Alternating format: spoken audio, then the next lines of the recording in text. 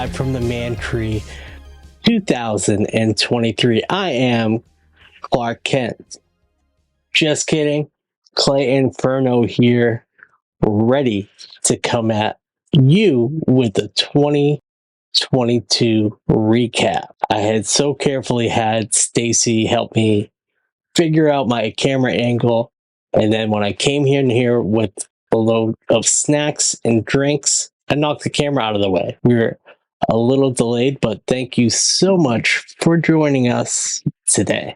I've had a eventful year, I guess. There's been lots going on, a lot of good things, a lot of sadness and personal stuff for everyone, I'm sure. It just continues. The pandemic didn't help, and then things got worse and things were crazy. But we did get back to concerts, and I think I'll start with a little concert recap. The Minimalists got moved from the Wilbur over to the Armory, and I met those guys and they were great. I've been subscribing to their newsletter for such a long time. Now I'm a patron. I wasn't exactly drinking their Kool-Aid, as it were, at the beginning. I was interested in minimalism, but now I'm like all in on it. Gonna make this house our perfect place. If that means renting a storage space, selling some stuff, and get rid of the clutter, then that's what we're gonna do. Chris Red from SNL, very, very funny. I think he also left SNL this year. So he was a cast member, and he has a comedy special on HBO Max, which I've yet to see, but I think I saw his hour when he was here.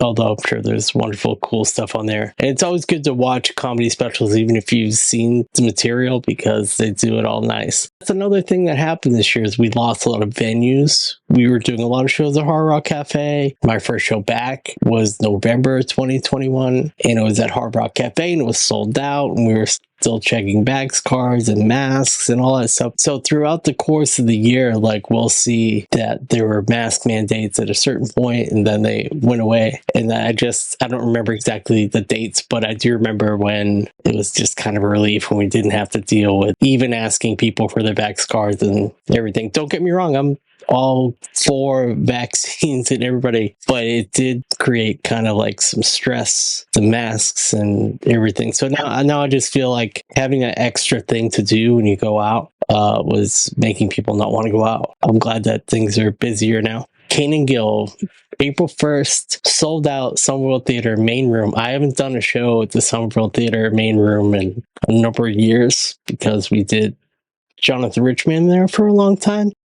And one thing about the Somerville Theater is that I'm not really an advanced person when it comes to like all the gear and tech and all that stuff. So this was a weird one. We had to rent all this gear, light, sound, video. Kanan and his manager were from India, which wasn't a really big deal. But when I was talking to them, like, they were in India at the time before they came here to the States, and they were just trying to figure out the time, do Zoom calls and all that. But everybody was very cool. Great show. I learned a lot, even though like now 47 years old, I still have a lot to learn in the music business. We returned to the Middle East upstairs with the sold out show with Good Kid. April, perhaps the last time the Ned Flanders cover band, Oakley Dokley, will tour. Head Ned, as he's called, he is having a baby, or he probably has had a baby since then. So he's kind of taking a break from touring for a bit. Never say never. I mean, how many times did Kiss break up? So hopefully you can get your heavy nettle at some point in the future, but don't hold your breath. That's kind of what they're trying to say. Stupid Sexy Flanders, best of luck to y'all out there. And there was another cool band, Steak Sauce Mustache, played the show, and our good friend Megaran was there. I got to do a couple of shows with Megaran this year. He's a delight. He's a friend.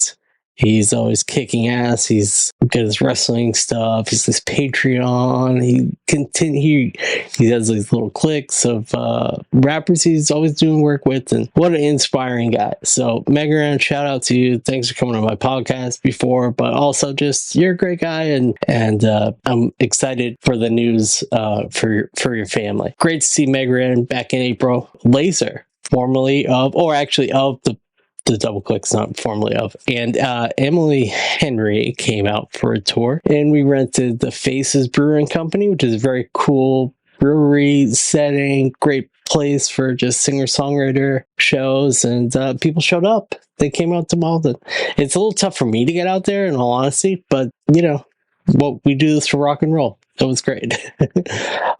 Value Select. This is another Twitch band, YouTube band. Value Select Jazz Emo. I can't even really describe what happened at the show. It was a lot of skits and videos I'd never seen before being replayed. It was very creative, though. I got to give them props for that. It wasn't just music. It was acting. It was skits. It was audience participation. Very cool. Very enthusiastic fans. That was also at Hard Rock Cafe back in May. RIP Hard Rock Cafe. Don't know if we're going to do shows back when they reopen there, so it's another place that's just gone. Can't forget about this. Summertime, we had MC Chris, the last tour. So MC says he's not touring anymore, and he came through. We hosted him in Middle East Upstairs with our friends Crunkwitch. I gotta say, they're coming back soon. MC Chris, it was great. He was there. He was here with his son, and we had a great time. And his son was on stage, and everyone was having a blast and taking selfies. And it was just a good time. See a lot of people he hadn't seen in a while. I gotta say, one criticism I have to say of the nerdcore scene, or whatever it is scene in Boston, people aren't coming out as much. I mean, it's cool that we can sell out the Middle East Upstairs for MC Chris, but I'd like to almost sell out a bigger room. Like, why can't we sell out the Middle East Downstairs? It's not a criticism to MC Chris. I just think the fans are not coming to see these bands and acts that they really appreciate, supposedly. So I don't know what to tell you, but I wish more people would come out to shows. I wish we could have moved MC Chris to a bigger room or something like that for his last show, but that is not to shit on the night. We had a great time. MC Chris, the last tour. That's it. Our friend Joe Mandy came back in July for a show at Crystal Ballroom, and that was a lot of fun. I had to. You might have seen him on Hacks, and he was a writer for The Good Place. Listen to Durson's Good Place episode. Where he's a writer and an actor, a very funny guy, very cool too. That was a lot of fun. Followed that up the next day with Yo, Is This Racist? With Andrew T. and Tawny Newsome. And Tawny Newsome, as you know, is on Star Trek Lower Decks and is a delight. And Andrew and Tawny have a podcast company, Supplemental Pods, and then they sent me a Supplemental Pod shirt later on. I didn't ask for it. They were very nice, and I love seeing them. And Tawny's been nice to do 2 shows with her. Andrew couldn't make the first show we did for this, but he called in or something. That was at City Space a few years ago. From Hacks, Hannah Einbinder, I before mentioned from the Joe Mandy experience there. 2 sold out shows at the Armory. It was awesome. It's one of those things where you get to do a show with people that you respect and you see. And I've gotten a lot of chances to see a lot younger people inspire me to create art. And Hannah's one, Joe is one, even, my peers, I would say, not peers just because they're my buddies, but Megaran and MC Chris too. Same thing. I'm just inspired by it. All the stuff that people are doing. I went and saw Tim Heidecker live doing his double show, comedy music. That was amazing. Back that up with, in September, Neil Hamburger was here with Major Entertainer, and wow, what a great, fun show. We had a blast. It's always a blast to hang out with Greg and Major Entertainer. And they're just so cool. And they were so funny and relaxed and appreciated their fans. I mean, Greg's been doing this for a long time, and he is just very, very cool. The next night as well, James Austin Johnson from SNL. You know him from his Trump and his Biden on SNL, and he's hilarious. And man, we had a great time. Joe DeRosa, who has a very funny podcast, just getting into now with Sal Volcano. He was at Crystal Ballroom as well in September. It was great. It was an honor to have Luke O'Neill come and do a show with Joe Troman. It was a book show about Joe's book, Not on the Rocks. We know Joe, of course, from Fall Out Boy. thanks again to Luke for doing it. It's not easy when someone's asked to like moderate something if they haven't done it before. And this was Luke's first time. And 2 days before, the guy that Joe was with is like a friend of his from Rolling Stone, and he was saying like, "Wow, like this." I couldn't believe that Luke, that was his first time sort of doing this. It was as being with my friend from Rolling Stone. And I was like, that's so cool, because I was able to like ask Luke, and it took a little coaxing, but thanks again, because that was just great. You killed it, Luke, and Joe. Thanks again, it was great. He was super nice as well. Arnold Hanlon, he was a great show back in September as well, and I was always a fan of Father Ted. He's amazing on the show, Dougal, and he was a great guy. He was a great guy. Another classic, good, like Irish stand-up, but like a professional guy that's like been around for so long, an actor, been in movies, TV, just grinding it out, doing stand-up, and super gracious to his fans. It was funny because this night he's like, "Oh, we load everybody out," and it's like, "Oh, where's everybody going?" "Oh, everybody's going down to this pub, which is close by to where the Crystal Ballroom is." And he said, "Oh, that's where they're going? I'm going this way." He like basically pointed the other direction, like he didn't want to be swamped by all his fans. That is to say, after he spent like way too much time talking with them after the show, he was just like, "No, I need to go to a place where maybe they aren't, so I can have a pint and chill for a while after." So that, I just thought that was funny. That was amazing. We had a blast. I'm going to talk about Comic-Con now for a minute, because I'm on my birthday show, which I didn't make it to because I was in New York Comic-Con. Check it out. We get down to New York. We immediately go to like this fancy building. I'm skipping a lot along the way because we still had our bags with us. We needed to check in. It's because I have the DC Infinite on my iPad that I was like invited to go to this special Batman screening. I don't know what it was. It was just like Batman related. And it turns out, so like we just got to there. We haven't checked to our hotel or anything yet. And we saw Jim Lee and Tom King and Mark Silvestri and head of Marvel TV, Jeff Loeb, all on a panel together, like talking about Batman. And they gave us all the swag, like all this really cool stuff, like Hush autographed by Jim Lee. And then I was leaving and I was like, wow, it's like I said something dumb out loud, like I always do, so that like Stacy hears me, but also everybody else in the world hears me.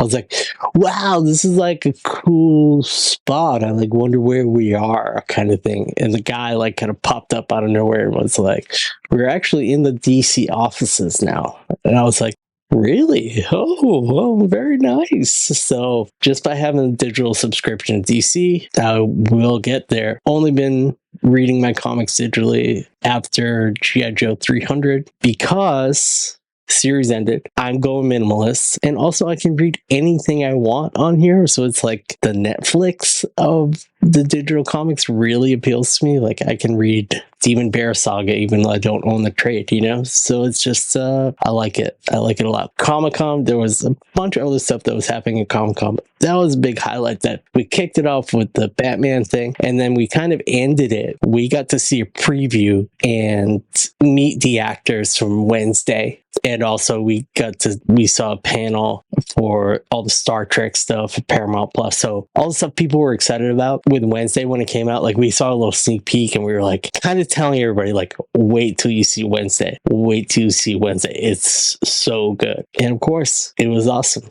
It was amazing, actually. It was so good. We're getting closer to the end of the year here. We had Beth Stelling, James A. Caster, I Fight Dragons. Oh, I went to see Clerks 3 with my friend Sal, who's in Rebuilder, and Rebuilder has a song. Congrats to those guys. Rebuilder has a song that's in the movie, and it's one of those songs that really is part of the movie. I don't mean that like when people are like, well, Gotham is a character in Batman. Like, yes. But the way they use their song really moved the story along. And I was like, wow, like that's not just your song in the credits or on the radio or whatever. It's like really, really, really part of the movie. So shout out to Rebuilder. And also Mega Ran also had a track on Clerks 3. So we went to the screening. Kevin Smith, we'll get there because I have a funny thing I want to say about Kevin Smith and the Wilbur a little bit later. He was great and did a Q&A and everybody was so cool. Going to my last concert and a little bit of a humble brag, a little bit of an update for y'all because I got to do this. What does that mean? That means that I got to do Channel 5 live. I got to moderate this at the Wilbur. I was like asked who would be good to do it, and I suggested some people, and they said, "Whoa, would you want to do it?" I said, "Oh, geez, yeah. Like I love Andrew. All gas, no breaks. Channel 5. I watch all his videos, and I think he's awesome." And he did not disappoint. He was a super cool guy. What happened is there was a snowstorm, so he was a little late. This is like only a couple weeks ago. So Andrew Callahan, Channel 5 Live. I was the moderator at the Wilbur. Super fun. Great opportunity for me. I loved it. I loved every second of it. I asked my friend Scott to come and take some pictures of me at the Wilbur because I've never gotten the chance to do something like this big, be on that stage like that. So he took like some, and then I said, well, I can kind of use some new like biographical photos. My hair is so much longer and whatnot. So we're walking around the Wilbur, and then I just remembered that a few weeks earlier that Kevin Smith couldn't stop talking about the radiators that are on the wall in the back of the Wilbur. And I just thought it would be funny if I just spammed Kevin's social media with like me professional photos like pointing at the radiators and stuff like that. I haven't punked him like that in such a way, but maybe he'll like it. I don't know. I'll wait until at least his podcast is out to do it because I haven't shown anybody the pictures, which are awesome. So thank you, Scott Murray, for S Murray Photo. If you go to Secret Boston, you can go to the photo section. He has a bunch of galleries on there. You can follow him there. But thank you, Scott, for that. Thank you, the Wilbur. Thank you, Andrew. So let me talk about Andrew and Channel 5 for a second, which also ties back into my Tim Heidecker and Greg Turkington experiences this year, because Absolutely, which is the people that made Tim and Eric Wareheim, and Tim Heidecker and their team of producers and whatnot, and Jonah Hill made this movie with this kid. I mean, he's 26, Andrew Callahan. He was driving around the country and he was going to Trump rallies, and then basically the story is the movie is called This Place Rules, and it's kind of the lead up to the insurrection through the eyes of Trump people, through the eyes of Antifa people, backblock people, through regular voters, so through anybody, like very diverse. I guess he did over 500 interviews for this. Not like he knew the insurrection was going to happen, but he had sort of the election as his target topic for this movie, and he happened to capture a lot of the lead up to January 6th. So, and also I guess we're getting close to January 6th anniversary. Also, it's like the winter time, so it was like on tour, and like I got asked to do this thing like a couple days before the thing was going to happen. Getting off topic here, the movie's great. It's on HBO Max. It's called This Place Rules, produced by Jonah Hill, Eric Wareheim, Tim Heidecker, and Channel 5. I think it's kind of not a meme, but like I think it's like a holdover brand, quote unquote brand, for Tim and Eric. I think I remember on the Awesome Show they had like some Channel 5 stuff. But anyways, they do all of their stuff under Andrew does all of his stuff independently under Channel 5 News. They sold the movie, which is an individual piece of art, to A24 and HBO, and they have it, so it's streaming, and it can remain separate, but as a piece of art, he still gets to do Channel 5. Tim and Eric also produced the movie, with Jonah Hill and others. So it's just a very cool thing. I thought it would be pretty nerdy, but also like kind of cool when you see people moderating. They have like the logo on there. So, this was kind of something that I was writing notes on, and Scott was with me there all day. And the tour was like kind of late getting there, so we kind of flew through the first show and then the second show. But I was like excited, and I was like a hype man. I was introducing people on stage, and then the very, very last, literally the last minutes, because the Wilbur needed to close at 12 midnight, and it was like 11:52, and I'm like on stage with these four guys: Andrew, Evan, Saddam, it was his birthday midnight, so that was a fun thing, and Nick, who all made the movie and are part of the Channel 5 crew. But I did actually get to rip through some of these questions, and I think the feedback from the team was that I said had good questions and stuff, which was, I had look at all these notes.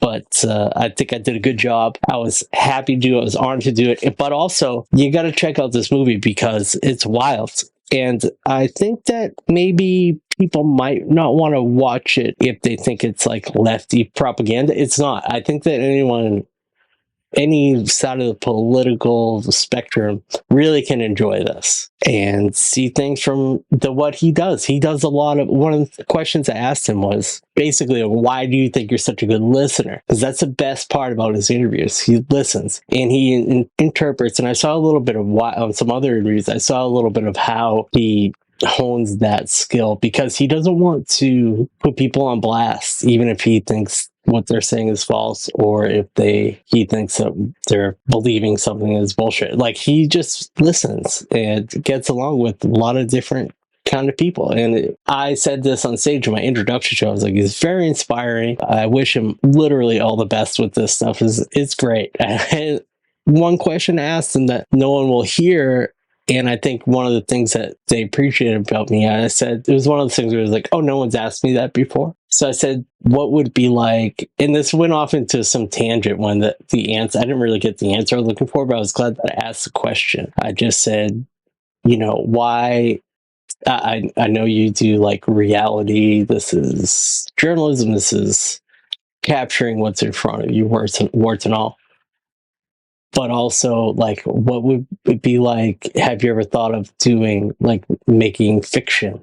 Like not writing a novel, but like directing like a movie or something like that. I think that he just appreciated the question. They talked about like how they have pitched like movies and dumb like van driving around, and you come up with a stupid idea kind of movies, and maybe they shoot like short little fun films for themselves or whatever, skits. But he was like, oh, it was like it felt just like, yeah, that was a good question, but then it was countdown to midnight, and that was like literally like, you guys better be off stage. Like, I wasn't involved with running the show or anything, but I would, which is different for me. So I was just do what I was told. They were like, you need to be off stage, like you're going to shut the PA off at midnight. But it was also Saddam's birthday, so we did the countdown, and then it was like, happy birthday, Saddam, and everybody get off stage. So it was a lot of fun. And thanks again for those that had asked me to do it. I don't mean to be bragging about it or anything. I'm just saying it was fun to do, and I liked doing it. Now that we've gone down that memory lane, looks like I was back streaming January 5th, writing Matrix reviews around this time last year.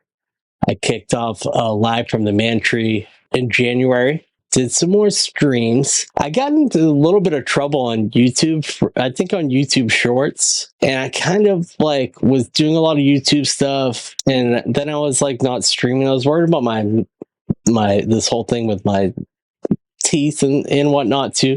It's like not a lot of me putting myself on camera like I am right now. Hopefully this is the last stream out of the Mantry and I move into our guest room. See, before the minimalists, and we're really organizing ourselves around here so that I can do that, because I just want to come in, boop, press one of those big easy buttons from Staples and have everything turn on, not have to worry about knocking the camera out of position because it'll just be fixed. But we've got a pretty good plan. So I might not be streaming a ton, maybe I'm not going to say never, no Mantry is screaming, but hopefully we can get it set up in there so I can start. I became obsessed with Yellowstone this year. Okay, fine. So did everybody else. Don't need to go into that. Also, got to see Charlie Crockett, my favorite country artist, this year. You can follow me on Substack. It's always free, but you can support me. Some money in the coffers, so it's easier for me to take some time and make the podcast, which I love doing. Speaking of podcasts, we kicked off January with Irma Kostrowski, Curbcast, our Curb Your Enthusiasm podcast. We started The Legend of G.I. Joe in December. So that's our G.I. Joe dedicated brand for those podcasts, and pretty much almost wrapped up the first season of that. Issue 2, we did issue 1 for G.I. Joe, and we'll get there. Then we did some more Rogering through Roger. The League versus Spy Who Loved Me, continuing our James Bond, bounding through Bond. We had more Curbcast. Then we had Moonraker. And this was like around the time I was like in trouble with YouTube, but I want to do this mashup with Moonraker and Darth Vader, and it never really came to be. But I started this video project and never finished it. But I was mad because I didn't want to get I was like sort of banned from posting there because I took video of the MC5 from the 60s, but like some German library owned the rights to it. And I was like, really? You're going to ding me for this? And I would have taken it down gladly, but they just were like, no, ban this guy for 3 months. So I was like, I'm been mad at YouTube this year, but maybe we'll reestablish our relationship. Oh, we wrapped up Curbcast with the finale. We posted a new audio adventure. My Uncle, My Enemy, recorded years and years ago, but finally mixed and posted. Continuing our manly videos about manly movies about men, we watched Bullet, basically because none of us had seen it, and we were all really excited. Car chase and all. It's a great fucking movie, and just the way it's shot and everything is very cool. So I liked doing that movie. The boys took on Hard Target without me. We did Mission Impossible 3, making me cringe that we didn't start MI1 and go all the way through. But that's just how it is. I'm not. It's a democracy, so I can't insist that if we start a movie series, we do it at one. Although we're at my own personal league of podcasts, that's how I would do it. Even if I didn't like the other ones, that's the thing. I would just sit through them. Convincing Durson to watch a Tom Cruise movie is pretty hard. So we got him to do at least one Mission Impossible movie. I'm most excited to talk about Cinco de Mayo. That's when we posted our Legend of G.I. Joe with Larry Hama interview. Durson and I snuck over to Larry Hama's table at Wicked Comic Con, and man, we had a great time. We talked about stuff and we asked him things that weren't necessarily just about G.I. Joe, because it could very easily turn into Chris Farley, especially for me. Like, do you remember when you made the silent issue? That was awesome. That was awesome. That could easily become me. But we asked him some cool stuff, and we just kind of let him talk, which was cool. Andrew Callahan stuff. Just listen. Oh, wow. I was really glad when this one came up. The League versus Nobody, which is Bob Odenkirk's action movie. And I hope there's more, because, wow, that is a great movie. Boys were around to do a Transformers episode, although it is not technically like G.I. Joe, Legend of G.I. Joe thing. I have set us up for future success, Transformers success. So I made the guys did it without me, but what I did was I made a cool little logo that says League versus Transformers based on the little box art. And it's not like I spent 1,000 hours on it. I was just like, oh, you guys made a Transformers thing? I made one to help you with it, because Photoshop, I don't know. I liked my logo. And I like the podcast too. Great job, guys. Jurassic Park took that one on this summer in our James Bond series, I guess. Took on our man Flint, James Coburn, of a league favorite. And it is what it is. It is definitely what inspired Austin Powers. It's not to say I didn't like it. I did like it. It was very campy, but campy's not for everybody. So we took another dive down into the League versus Analog brand. Like, I'm just calling stuff brands now. Everything's a brand. League versus Analog shopping. We talked about Orange Julius and going to the mall and Child Worlds and all sorts of stuff. Sam Goody, Music Smith. We talked about going to the mall as a kid, which is what old guys do. We talked about podcasts, but weren't things great when we could go to the mall? Yeah, they were great. They were great back then. I think that was great. Anyways, we are back with What We Do in the Shadows and a special edition of the finale coming at you very soon. But before that kind of was our lead up to Halloween. And Halloween gave us a double feature, creature double feature. We did the League versus the Wolfman, the Lon Chaney Wolfman, and then the League versus Frankenstein meets the Wolfman, which is essentially the sequel to the Wolfman. I felt like Greg Turkington's on cinema character right there. Yeah, that was a fun double feature and a cool thing to do for Halloween, which is great. Then Durson and I sort of wrapped up, even though I would still like to do another episodes of wrap up the season of Legend of G.I. Joe, or it could just be a special edition because of 300. We came back, we talked issues 6, 7, and 10. So our idea was, as often as we're going to record this podcast, which is like not often, we're going to just do key issues or key moments. So we're skipping around a lot. I think a key moment is 300, but I could also know that if we wanted to do G.I. Joe the movie, we would just put it under the League versus the Legend of G.I. Joe. The Legend of G.I. Joe, not League versus. That's a different brand. Legend of G.I. Joe versus G.I. Joe the movie. I pitched that to the boys. We'll see what's going to happen with that. Then I could talk like for 5 minutes about issue 300. That's all I really wanted to. So this was a fun one. There was something streaming, and this kind of escaped me. I gotten this press release email about this, The Sound of 007, which is a documentary about all the music and all of the James Bond films, which is, of course, fits into our Bounding Through Bond brand. But yeah, so this was great. Durson suggested we do it, and I said, hey, I got a press release about that. I wasn't sure you guys wanted to see it, wanted to know about it. I didn't send it along, although I was aware of it. So I was like, felt like a little bad that I didn't mention it.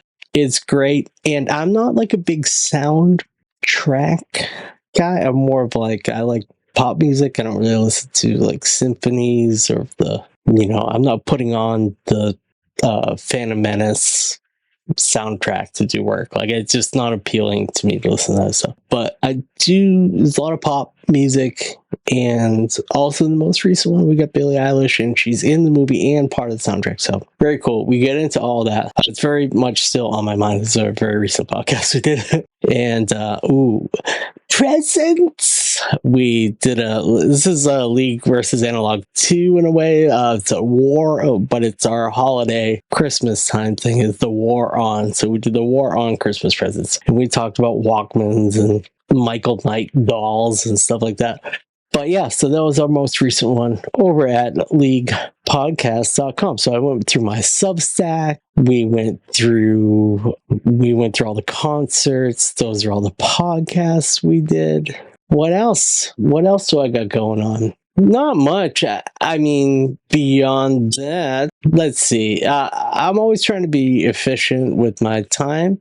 I'd also, sort of like goal setting is I would like to do some more of these streams, and goal setting also set up the house to do so. This is cool, but Stacy's like, why don't you do this? Why don't you do this? When she's in here? And I said, you see now why every time I do this, I didn't know she was going to be home. Right now, of course she's home, because it's like the one day off everybody has. It's a little different when, like, I could have gone to like the WeWork and done this, but I knew she was home, or or whatever. The point is setting all this stuff up. It's not complicated, but it's not just ready to go. So I have to adjust the camera every time. I have to set up the mic. I got this new Vocaster, which is awesome. I think it's going to be great for the audio. You know, I'm self-conscious about my dental thing, which I know it's like looks better now, but I'm still self-conscious about it. And how I talk, and my podcast voice, and my audio, and all that stuff. Anyways, trying to be like a little less neurotic about that. But if this computer or another computer, a streaming computer, a computer she can play games on, that is just the camera set up, I can turn it on. Like maybe my laptop just serves as here's how I show stuff on Twitch. Like I just have the one camera set up today, but I do want to stream. I like doing this. I like to stream on YouTube. I like to build my audience there because YouTube I don't have a lot of followers. I'm paying for my Twitter Blue, but you know what? I fucking deserve it because I've been on Twitter since it started, and the only way I could get a check mark is I was like floating around 3,500 followers. I think you need like 5K for them to take you like really seriously. Whatever, I bought it, and I just hope it stays around long enough so it's worth it because I love Twitter, and I don't want to go off of it, and I don't mind paying into this whatever debt that Elon Musk has or whatever. I don't think of myself as like any less. Like I think like I was already paying for Twitter Blue before it became this whole thing. But also, yeah, when they can give me a badge, I wanted the badge because I think that what I have to say is worthwhile. I feel like I paid my dues. I like paid my dues in like my professional life, and then you get stuff, right? You get stuff from that. I feel like being on social media, it's not like that crazy to think that I should be verified in some spots. And if I have to pay for it, so be it. But I'm not like going to pay for every verification thing. But Twitter was like really important to me, and I was like bummed that I didn't meet the criteria exactly. I felt like I was like just like always getting like C plus, but a B minus would have gotten me the verification. So anyways, it's a long way of me just like justifying like paying for the Twitter account. But I'm like, no, I literally have no shame. I have no shame about it. I think I deserve it. I guess I should say, I think I deserve to pay for it and get it and still like kind of have that original clout that it's supposed to have. I don't know why I'm going on this Twitter rant, but it was fun. Hey, I talked about the insurrection here and Andrew Callahan's stuff, but his art. But anyways, that's just to say that these are things I would like to talk more about. Maybe I talk live on my Substack podcast or Twitter Spaces, and not always that comfortable being on camera. And setting up the camera and streaming to Twitch just is not an easy thing for me to do. Once we get the place all set up, it will be an easy thing to do. Anyways, I hope everybody that was maybe missing someone this year, if people are struggling, reach out. There's a lot of people struggling, and the holidays are a tough time. So if you are just relaxing right now, then you're doing the right. That's all I have to say. I wish everybody the best in the new year. You don't have to go crazy and join a gym. All you need to do today is relax, reflect, play some video games, eat some brunch, do whatever, and then maybe you have to work. Maybe you're in the nightclub industry and you have to work tonight or something, but relax until you have to go to work at 4 or whatever and just chill. Please chill today. For me, it's been a great year, 2022. It was a tough year, but we just got to keep having more years. They keep coming at us, you know? That's me, claynferno. I'm signing off. Bye for now.